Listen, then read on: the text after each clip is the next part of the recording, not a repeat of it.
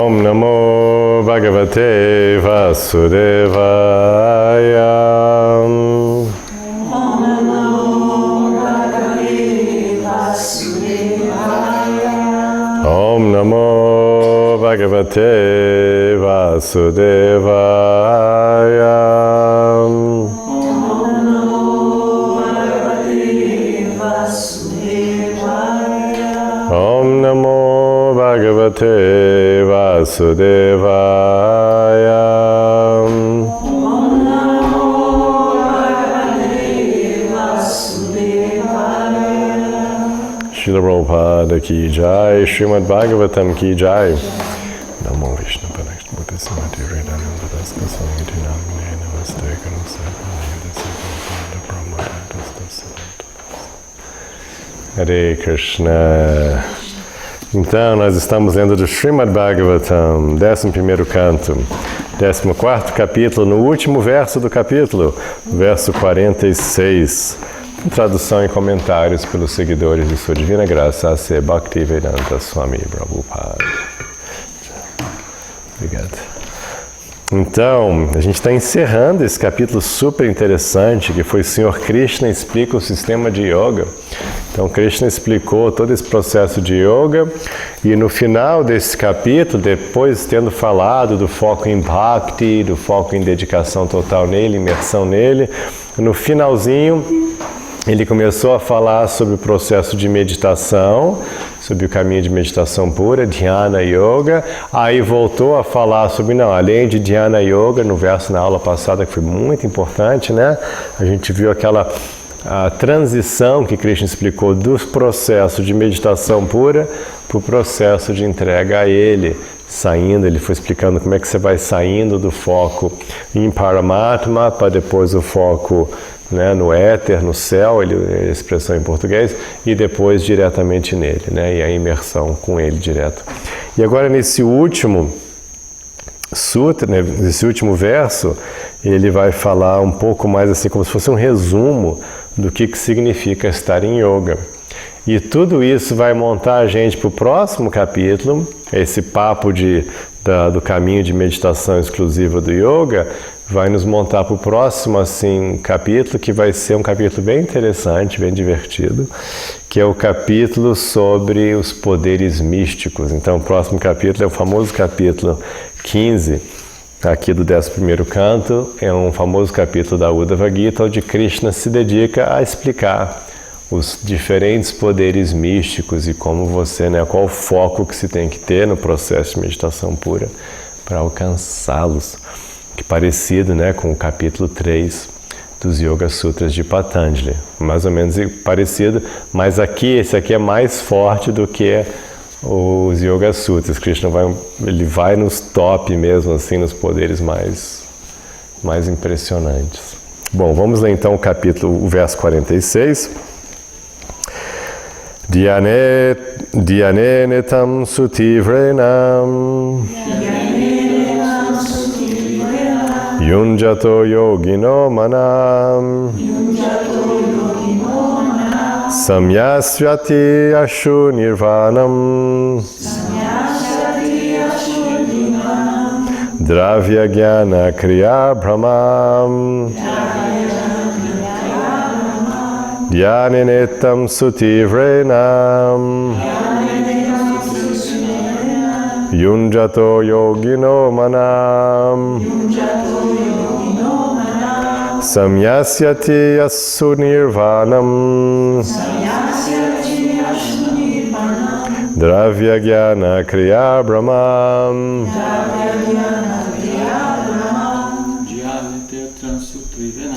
Dhyanetam sutivrenam Yunjato yogino manam Samyasyati asu nirvanam Dravya jnana kriya brahmam Dhyanetam sutivrenam Yunjato yogino manam Samyasyati asu nirvanam Dravya Gyana Kriya Brahma Dhyanena, pela meditação. Itam, como assim mencionado. Sutivrena, extremamente concentrada. Yunjata, daquele que pratica. Yogina, do yogi. Manam, a mente. Samyasyati, irá junto. Ashu, rapidamente. Nirvanam, a extinção. Dravya Gyana Kriya, baseada na percepção dos objetos. Conhecimento e atividades materiais. Brahma, a identificação ilusória. Para quem está assistindo aí é o Max aqui, por isso que eu estou rindo. É o Max repetindo aqui direitinho, né? Repetindo aqui as palavras em sânscrito, que está muito engraçado. Bom, repita comigo a tradução. Quando?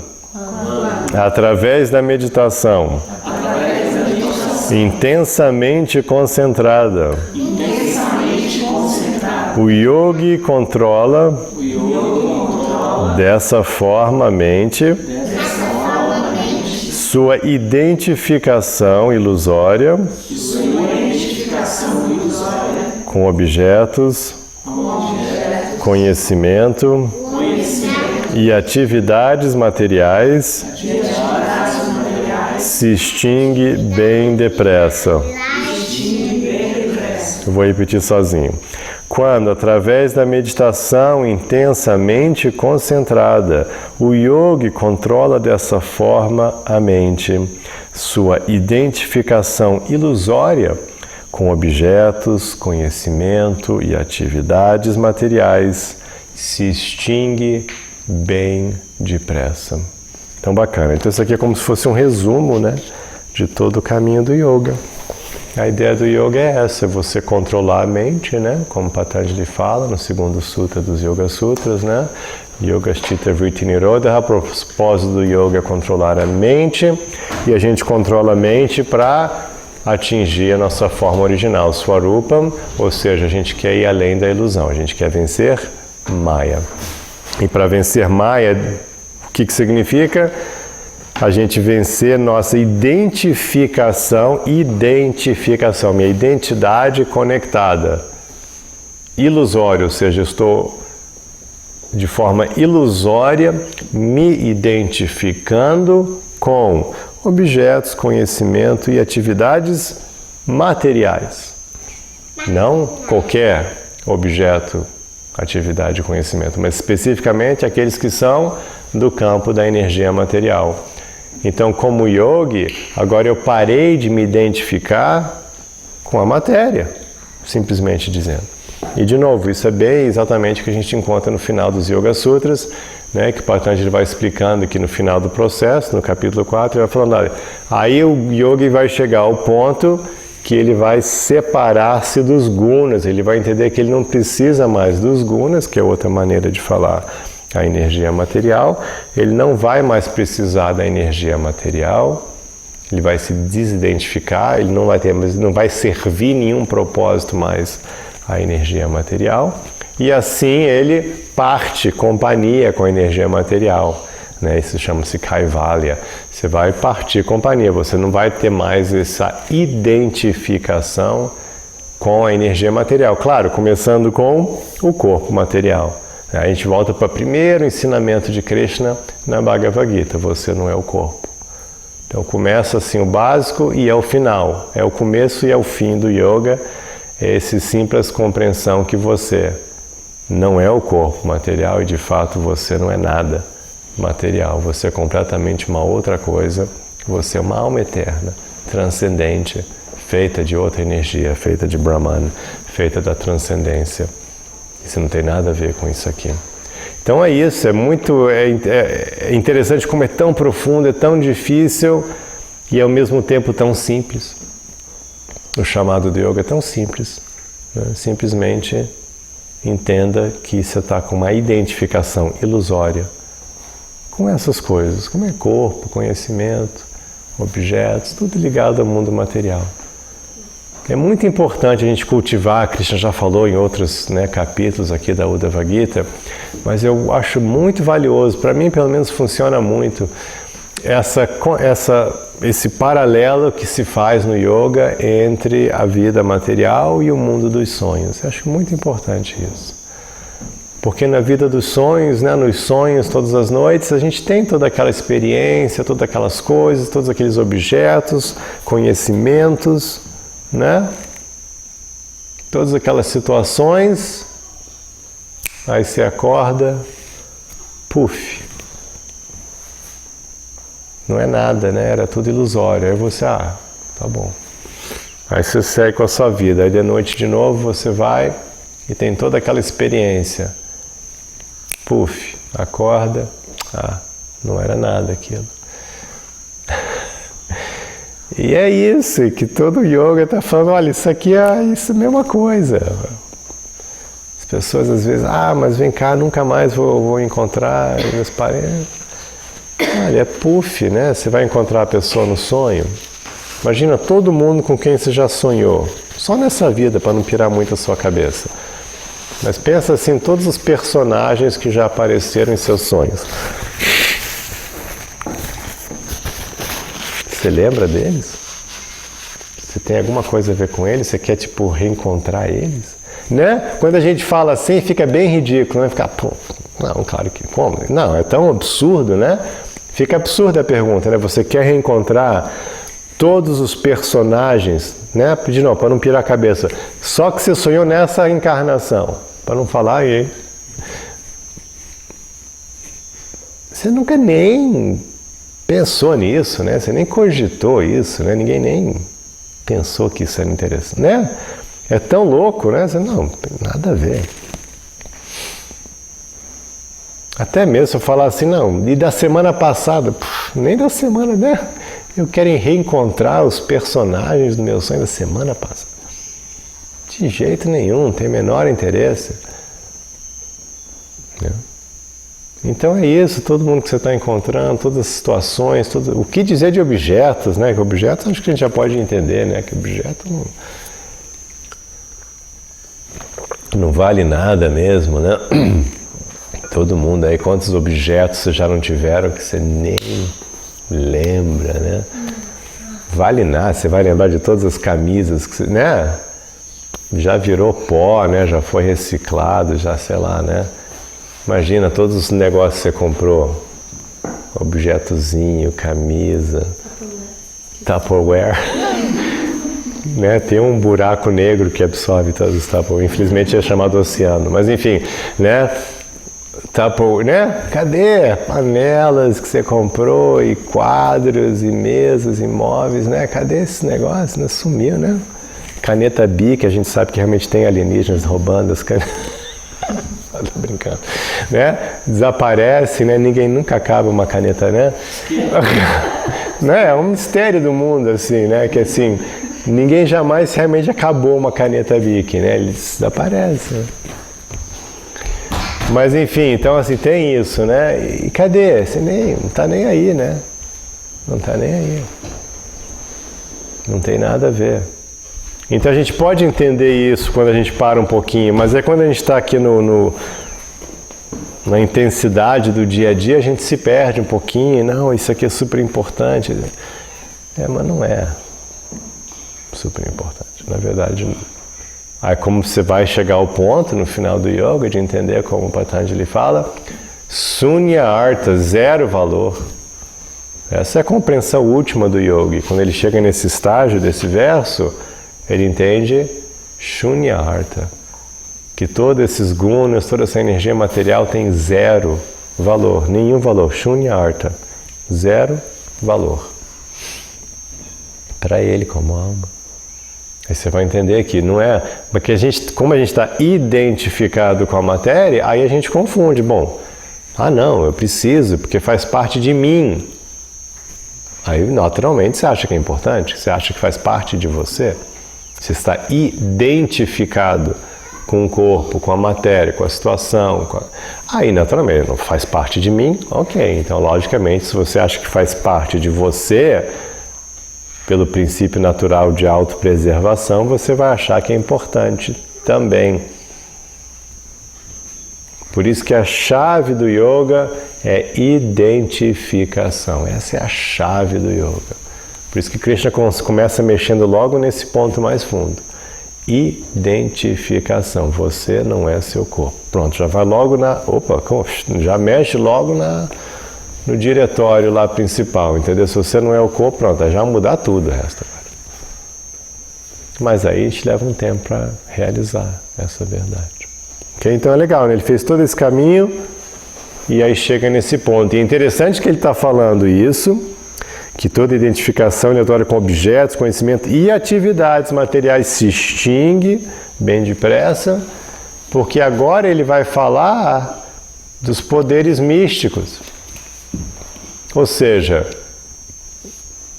é tipo um alerta já, né? Depois ele vai fazer alertas mais intensos ainda, quando ele começar a falar dos poderes místicos, mas já começa a ficar uma pré-alerta aqui, olha, o verdadeiro propósito do yoga é você não ter nenhum interesse na matéria, de você entender que você é uma alma transcendente, se desapegar por completo da matéria.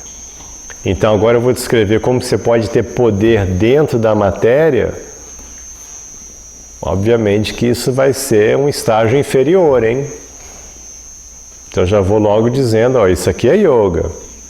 Agora eu vou descrever algumas coisas que você pode ter, mas obviamente que vão ser inferiores. Você vai querer controlar a matéria, você vai querer esses poderes, né, esses vibhutis, né? Para quê? E aí por isso tem alerta, quem cai nessa vai perder seu processo em yoga e tudo. Aí no nosso caminho, como eu sempre explico, né, no caminho que a gente segue da vida iluminada, o caminho que Arjuna segue na Bhagavad Gita, o caminho que Uddhava está praticando aqui, não tem esse risco porque a gente não está treinando a mente ao ponto de poder acessar os poderes maiores da mente, né? Eu até outro dia tive assim, uma realizaçãozinha, posso estar especulando, mas enfim. Vocês já devem ter ouvido falar muitas vezes, né, nessa coisa que a gente usa 10% do cérebro, né? Já ouviu falar isso, não já? Né? E aí tem aquela dúvida sempre, mas como é que seria se a gente usasse mais, né? 10%, imagina se a gente acessasse 20, 30, 40, 50, 60, 80, o que aconteceria, né? E acho interessante que nessa cultura do yoga era justamente o quê? A pessoa treinando o cérebro, acessando, né? Cada vez mais, focando a mente na mente, focando a mente para dentro.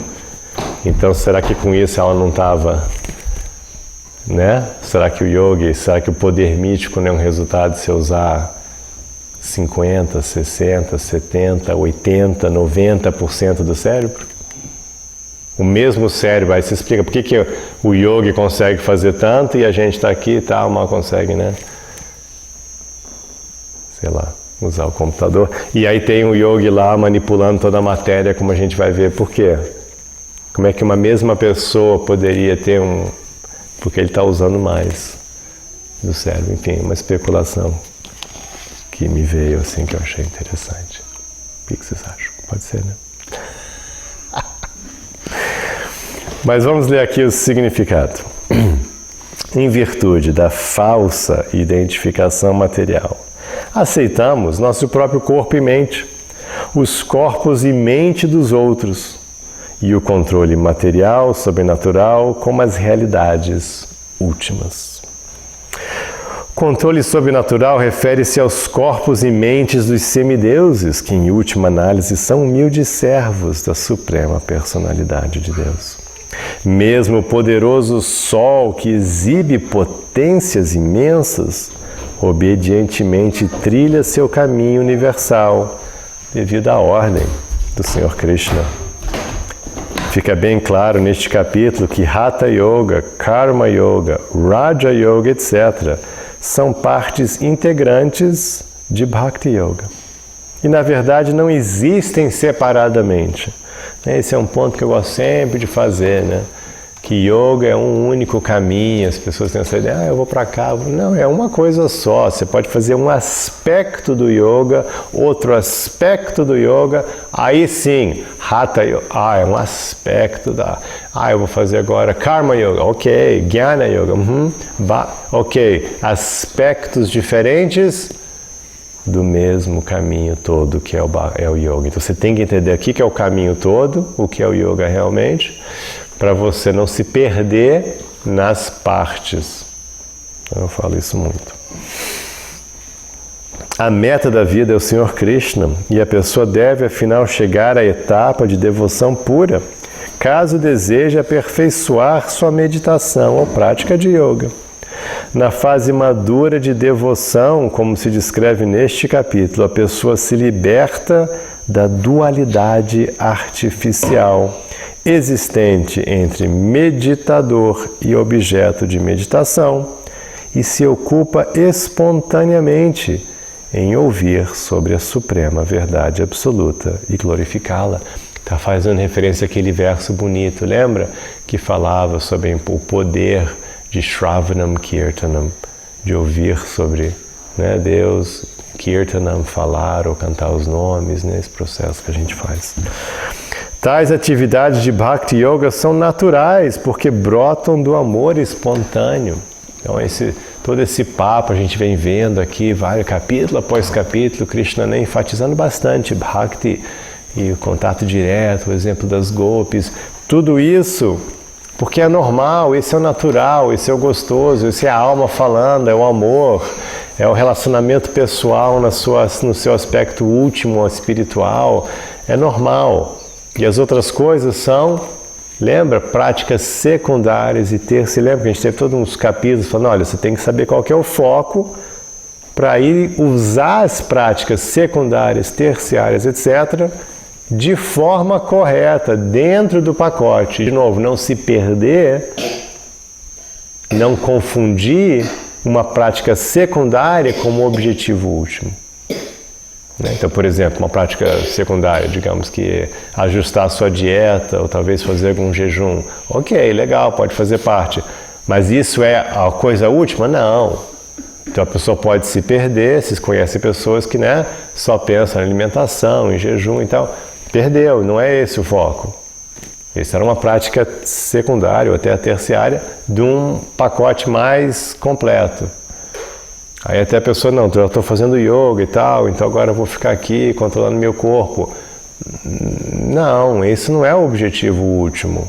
Faz parte, mas tem algo maior. Ou seja, e aí a pessoa, é Jnana também. Poxa, eu vou ficar aqui filosofando, compreendendo a vida. Muito importante. É o aspecto último? Não. Você vai ter que chegar em Bhakti. Você vai ter que chegar em Bhakti, aí que é o aspecto último. Então Krishna vem trazendo isso nesse Uddhava Gita tão lindo, porque ele tem, né, de uma forma tão sistemática, tão doce, tão assim, ele vai, chega em Bhakti, explica, aí volta para trás, explica outras coisas. Aí chega em Bhakti e volta para... Não é? Tem sido muito lindo quem tem acompanhado desde o começo o curso, né? Ele chega, volta. Agora mesmo ele vai dar uma volta, ele vai começar a falar sobre os poderes, vibhutis. Então é o objetivo último? Não, ele vai dar uma voltinha, falar agora disso, e depois ele vai chegar em Bhakti de novo. Né?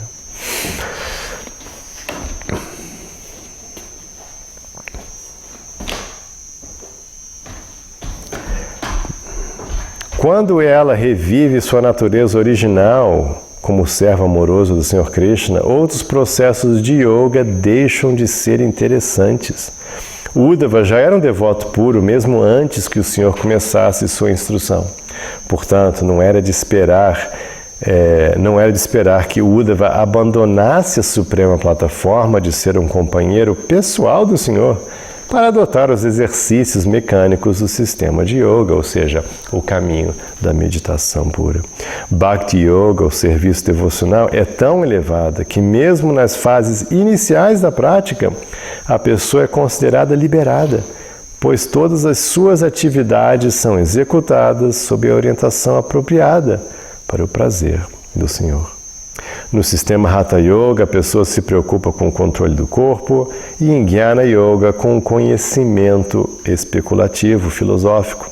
Em ambos os sistemas, a pessoa se empenha com egoísmo, desejando tornar-se um grande yogi ou um filósofo. Semelhante atividade egoísta é descrita neste verso como Kriya. Devem-se abandonar todas as designações ilusórias de Dravya, Jnana e Kriya e chegar à fase livre de vaidade do serviço amoroso ao Senhor. Então, neste ponto, encerram-se os significados apresentados pelos humildes servos de Sua Divina Graça, C. Bhaktivedanta Swami Prabhupada, referente ao 11º canto, 14º capítulo do Srimad Bhagavatam, intitulado O Senhor Krishna explica a Sri Uddhava o sistema de yoga. Muito bem, nós vamos começar, que está um pouco cedo, né? Eu vou ler o primeiro verso. Então agora a gente vai começar o capítulo 15, que é chamado O Senhor Krishna descreve as perfeições da yoga mística. Então você vai ver nos textos, nos nossos textos, quando usa esse termo yoga mística, está se referindo ao processo exclusivo de meditação, onde se desenvolve os poderes místicos, a gente usa essa expressão, né? Em sânscrito aparece a palavra vibhutis também, então vai se descrever isso agora por Krishna. Então vamos repetir o primeiro verso. Shri Bhagavan Uvacham Jitendriyasya Yuktasya Jita Swasasya Yoginam Maidaraya Tashchetam Upatistani Siddhayam Shri Bhagavan Uvacham. A Suprema Personalidade de Deus disse. A Suprema Personalidade de Deus disse. Jita Indriyasya. Aquele que dominou os sentidos. Yuktasya. Que estabilizou a mente. Jita Swasasya. E dominou o sistema respiratório. Yoginam. De tal yogi. Maim. Em mim. Darayatam. Que fixa. Cheta. Sua consciência. Upatistanti. Aparecem. Siddhayam. As perfeições místicas. Então, siddhis ou vibhutis são os dois termos que se usa para falar dos poderes místicos. Eu chamo no meu livro, né, no meu Yoga Sutras, de superpoderes, né, porque a gente tem isso.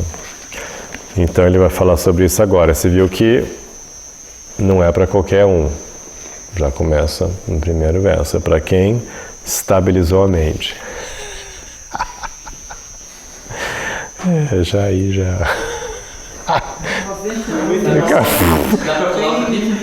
Já todo mundo já ficou de fora aí, já acabou. Não, mas tudo bem. Estabilizou a mente. Dominou os sentidos.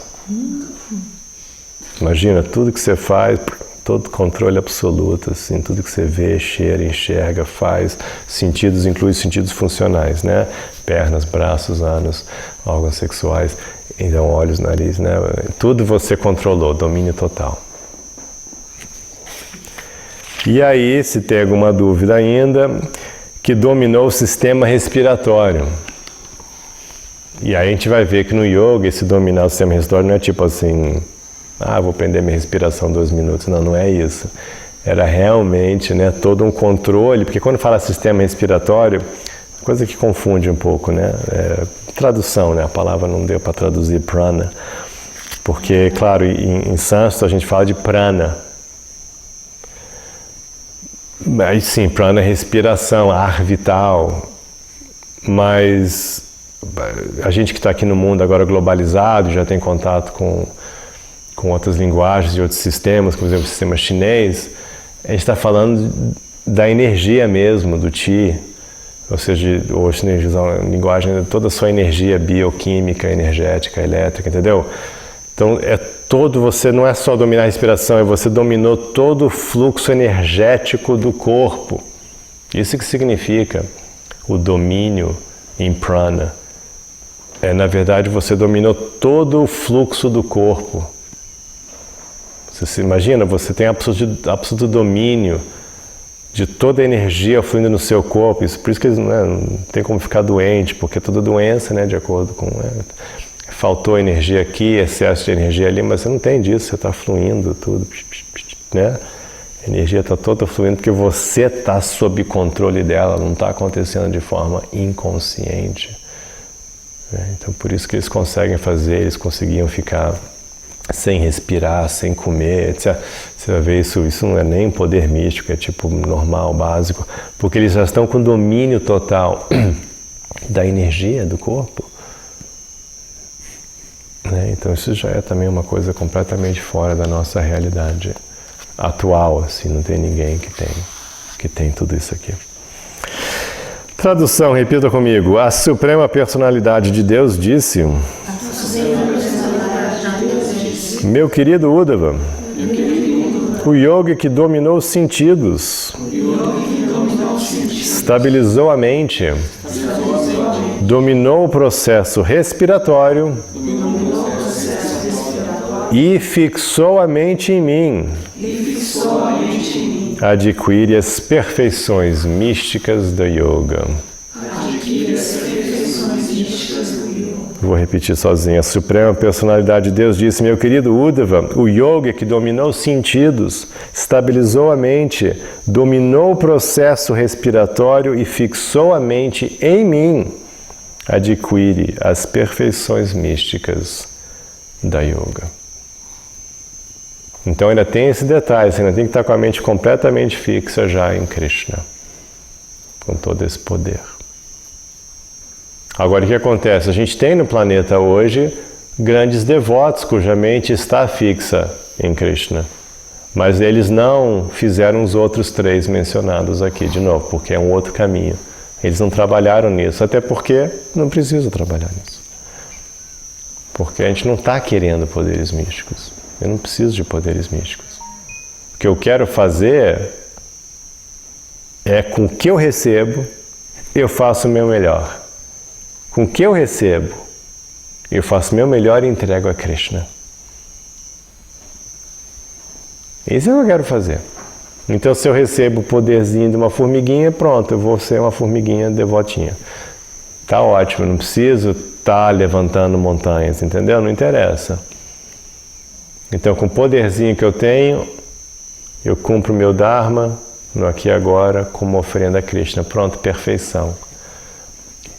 E se eu tivesse desejando, não, mas eu queria ter tanto poder, queria manipular essa galera toda, eu queria isso, queria movimentar as montanhas, queria não sei o quê, queria ter riquezas. Aí você está em Maya. Aí você está em Maya. Qualquer poder místico que você queira, então fica essa alerta. A gente vai ver esse capítulo e vai ter um cardápio que você nunca viu de opções de desejos, né? Que vão bem além de você ter um telefone novo, um carro bacana, um Lamborghini. Vai bem além disso. Você vai ter um cardápio aqui de ilusão material bem supremo. O mais elevado. Mas mesmo esse cardápio oferecido, a gente deve saber que ele existe. Mas a gente deve saber que ele existe e sinceramente poder falar: não, obrigado. Estou fora. É interessante, o que eu acho mais interessante nesse estudo dos poderes místicos é a gente saber que sim, é possível, nem que não seja possível talvez nessa encarnação, mas certamente você pode botar na sua lista de felicidade condicionada multividas. Entendeu? Se você quiser se iludir. Mas você sabe, fica essa opção, ó, tá bom, nessa vida, mas quem sabe, numa próxima vida eu quero ser um yogi poderoso e poder manipular planetas e pessoas e coisas e tal, e meu corpo e tal, eu quero isso. Pronto, então aí você está sabendo que você ainda tem Maya. Aí você pode trabalhar essa ilusão. Por que você quer isso? Né? Como a gente pode fazer com as coisas desse mundo? Por que eu quero ser famoso que nem aquele ator, aquela atriz? Por que eu quero ser bonita daquele jeito? Por que eu quero poder político, riqueza? Por que eu quero essa posse, aquela posse? Por que eu quero isso? Por que eu acho que eu vou ser feliz se eu tiver isso, aquilo, outra coisa, ou essa situação? Aí você pode trabalhar essa ilusão para depois dissipá-la e tirá-la do coração. Porque o maior obstáculo para a sua libertação é justamente cultivo de desejos materiais. É isso que vai te manter aqui no mundo material. E somente isso e mais nada além disso. Só isso vai te manter no mundo material. Cultivo de desejos materiais. Porque se você não tiver desejos materiais, não tem nada para você fazer aqui. E você vai chegar à conclusão do verso que a gente acabou de ler. Você vai chegar no estágio Shunya Artha. Não tem nenhum valor para mim aqui a matéria. Aí você está liberado. Então é muito importante, eu recomendo essa prática, que você seja sincero consigo mesmo. E explore lá dentro do seu coração o que eu desejo. Seja sincero, não tem que, não quero nada. Não. Na real. O que você quer? E trabalhe isso. Poxa, por que eu quero isso? Que engraçado, que besteira. Como é que eu desenvolvi essa ilusão? Vamos lá explorar ela? Vamos ver quem tem isso que eu quero? Se realmente isso é a perfeição da vida? Vamos explorar isso? Vamos vivenciar isso na mente, ver se é isso mesmo? Aí você pode libertar. Vou ler o pequeno significado e a gente encerra. Existem 8 perfeições místicas primárias, tais como Anima Siddhi, e 10 perfeições secundárias. Neste 15º capítulo, o Sr. Krishna explicará que tais perfeições místicas de fato são empecilhos ao desenvolvimento da consciência de Krishna e que por isso não devemos desejá-las. Então o que é legal desse capítulo é que é uma explicação sistemática dessas 8 mais importantes e depois de 10 secundárias. Nos Yoga Sutras, Patanjali só fala as 8. Ele faz referência às 8. Entendeu? Mas é legal que aqui a gente vai ver as 8. Né? No Yoga Sutras, ele não lista as 8. E aqui Krishna vai listar as 8 e depois as 10 secundárias. Então vocês vão se tornar conhecedores desses poderes místicos mais elevados, de novo, os mais elevados. Depois tem N menores, Patanjali menciona vários menores nos Yoga Sutras também, que Krishna nem vai mencionar aqui. Então vocês vão ter um conhecimento mais amplo, de novo, do cardápio possível de desejos materiais. Então é isso, muito obrigado pelo seu tempo e paciência, que Krishna lhe abençoe com essa realização, que você não precisa de nada nesse mundo material. Hare Krishna. Hare Krishna. Esse vibhuti tem a ver com aquele vibhuti do Sai Baba? Não, eles usam esse tempo porque é como se fosse um poder místico soltar poeira, entendeu? Que essa nem ninguém menciona, porque que poder inútil seria esse, né? Esses vibhutis também seriam, aliás, os desejos materiais seriam os apegos, né? Sim, gera apego. Os apegos do ser humano que vão prender. Sim, só isso que prende. Enraiza aqui no mundo material. Só isso que prende você. No karma. Só. É unicamente isso que mantém a gente aqui, desejo material. E claro, a gente vai atrás, acumula karma correndo atrás deles, aí tem que nascer de novo. Tem gente que já tem tudo, agora eu vou ficar aqui nesse mundinho, né? Apegado. É isso aí. Hare Krishna.